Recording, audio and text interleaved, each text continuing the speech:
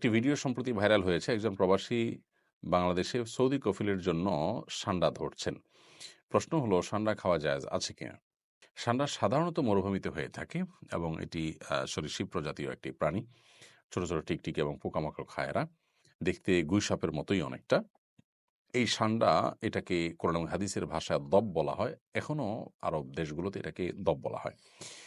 এই সান্ডা খাওয়ার ব্যাপারে ৩ ধরনের হাদিস পাওয়া যায়। ৩ ধরনের হাদিসই আসলে বিশুদ্ধ। একটা হাদিসে নিষেধাজ্ঞা প্রমাণিত, আরেক হাদিসে রান্না করার পরে ফেলে দেওয়ার কথা প্রমাণিত আছে। আবার কোনো হাদিসে নবীজির সামনে সাহাবায়ে কেরামের খাওয়ার কথা বর্ণিত হয়েছে। তো এ সম্পর্কে নিষেধাজ্ঞার হাদিসটি বর্ণিত হয়েছে আবু দাউদে, যিনি বর্ণনা করেছেন আব্দুর রহমান ইবনে শিবিল রাহিমাহুল্লাহ, যে হাদিসটিকে ইবনে হাজার আসকালানি রাহিমাহুল্লাহ হাসান বলেছেন। সেই হাদিসটির ভাষ্য হলো যে নাহান নবী সাল্লাল্লাহু আলাইহি ওয়াসাল্লাম আন আকলি লাহমিদ দব, নবী সাল্লাল্লাহু আলাইহি ওয়াসাল্লাম দব বা ষান্ডার গোশত খেতে নিষেধ করেছেন। এটা পরিষ্কার নিষেধাজ্ঞা।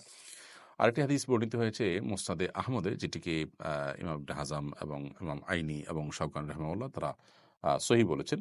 হাদিসটিতে নবী করিম সাল্লাল্লাহু আলাইহি সাল্লামের উপস্থিতিতে সাহাবায়ে কেরাম কোনো একটা জায়গায় গিয়ে সেখানে প্রচুর পরিমাণ দব দেখতে পেলেন। সেই দবগুলো তারা ধরে রান্না করেছেন। এরপর নবী করিম সাল্লাল্লাহু আলাইহি সাল্লাম বনী ইসরাইলের একটি প্রাণী বিশেষ, যেটা আকৃতিকে বিকৃত করে দেওয়া হয়েছে শাস্তিস্বরূপ, সেটা হওয়ার আশঙ্কা নবী সাল্লাল্লাহু আলাইহি সাল্লাম করে সেটি ফেলে দিতে বললেন। সাহাবায়ে কেরাম সেটি ফেলে দিয়েছেন, পরে তারা আর খাননি। আরেকটি হাদিস বর্ণিত হয়েছে আব্দুল্লাহ ইবনে আব্বাস রাদিয়াল্লাহু তাআলা আনহু থেকে, সেটি সহিহ মুসলিমে বর্ণিত হয়েছে এবং সেখানেও দেখা যায় যে নবী করিম সাল্লাল্লাহু আলাইহি সাল্লামের সামনে সাহাবায়ে কেরাম খাবার খাচ্ছিলেন এবং সেখানে বিভিন্ন আইটেম ছিল, দব ছিল। তো অন্যরা খেয়েছেন, নবী সাল্লাল্লাহু আলাইহি ওয়াসাল্লাম সেটি খাননি, পরিহার করেছেন।